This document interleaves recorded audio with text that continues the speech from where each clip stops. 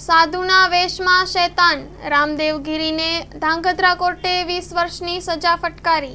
ધાંગધ્રા તાલુકાના ભરાડા ગામે ભૂતેશ્વર મહાદેવ મંદિરના પૂજારી રામદેવગીરી શિવગીરી દ્વારા ગામની નાની બાળાઓને ચોકલેટના બહાને ફોસલાવી અંદર લઈ જઈ શારીરિક અડબલા કરતો હતો। ગામના એક જાગૃત નાગરિકને શંકા જતા મંદિરમાં પૂજારીના રૂમમાં ઇલેક્ટ્રિક કામના બહાને સીસીટીવી ફિટ કર્યા હતા, જે સીસીટીવીના ફૂટેજ સામે આવતા જ આ ચોંકાવનારો ખુલાસો સામે આવ્યો હતો અને જાગૃત નાગરિક સહિત ગામના બુદ્ધિજીવીઓ લાલગુમ બન્યા।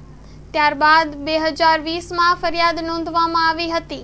આ સમગ્ર પ્રકરણમાં તપાસ અધિકારીએ ઊંડાણથી તપાસ કરી કાગળો કોર્ટમાં સબમિટ કર્યા, પણ આ આખા પ્રકરણમાં જાગૃત ફરિયાદી અને ફરિયાદીના વકીલ હેતભાઈ વ્યાસ તથા પીજી રાવલની ધારદાર દલીલો મહત્વનું કામ કરી ગઈ છે।